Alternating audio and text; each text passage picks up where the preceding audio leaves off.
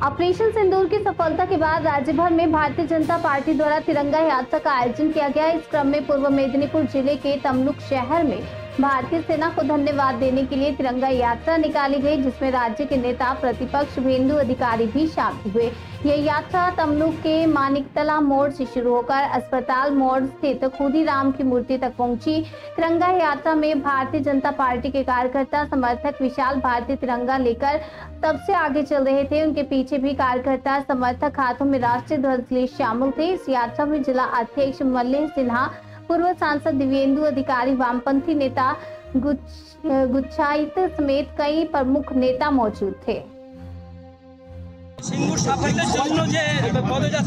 আপনি ভাই তমলুকের ছেলে, তমলুকে ইন্ডিয়ান আর্মিকে প্রণাম করা হবে না, ইন্ডিয়ান আর্মি জিন্দাবাদ বলা হবে না, হিন্দুস্তান জিন্দাবাদ বলা হবে না, পাকিস্তানের ধ্বংস চাওয়া হবে না। এটা হতে পারে? হতে পারে না। কারণ আমরা তো 47 স্বাধীনতা পাইনি। সতীশবাবু, অজয়বাবু, সুশীলবাবু তো আমাদের 42-এর 17ই ডিসেম্বর স্বাধীনতা দিয়েছিলেন। সেই কারণে আজকের এই ওটা ভারতবর্ষেই চলছে। তমলুকে আমরা একটু কয়েকদিন পরে করেছি সংগঠিতভাবে, এবং এটা এরপরে বিধানসভা স্তরে, ব্লক স্তরে এবং আলটিমেটলি অঞ্চল স্তরে ওটা ভারতে 15,000 হচ্ছে। পশ্চিমবঙ্গেও আমরা টার্গেট নিয়েছি অন্তত 2,000 যাতে হয়। ইতিমধ্যে প্রায় 400 থেকে 500 তেরঙ্গা যাত্রা হয়েছে।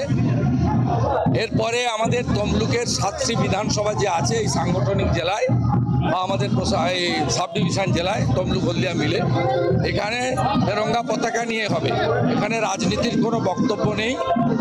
আমরা শুধু মোদিজির কাছে একটা আপিলই করব, আপনি 370 বাতিল করেছেন, ট্রিপল তালাক খতম করেছেন, ওয়াকফ অ্যামেন্ডমেন্ট বিল এনেছেন, তো দেশে বসে যারা পাকিস্তানকে সাপোর্ট করছে, সোশ্যাল মিডিয়ায় হতে পারে, প্রিন্ট মিডিয়ায় হতে পারে, ইলেকট্রনিক্স মিডিয়ায় হতে পারে, বক্তব্যে হতে পারে, এই লোকগুলোর বিরুদ্ধে একেবারে কঠিনতম আইন আপনি আনুন, যাতে এই লোকগুলোকে আমাদের চাপে, জনগণের চাপে অনেক জায়গায় ধরছে পুলিশ, পরের দিন বেল পেয়ে যাচ্ছে। আমরা চাই এরা 12-14 বছর জেলে থাক, নইলে ফাঁসিতে ঝুলান। দেশে খাবো, দেশে ঘুমাবো, দেশে রোজগার করব, পরিবার লালন পালন করব। আর দেশের যখন সেনারা যুদ্ধ করবে তখন দেশের বিরুদ্ধে মন্তব্য করব পাকিস্তানের পক্ষে।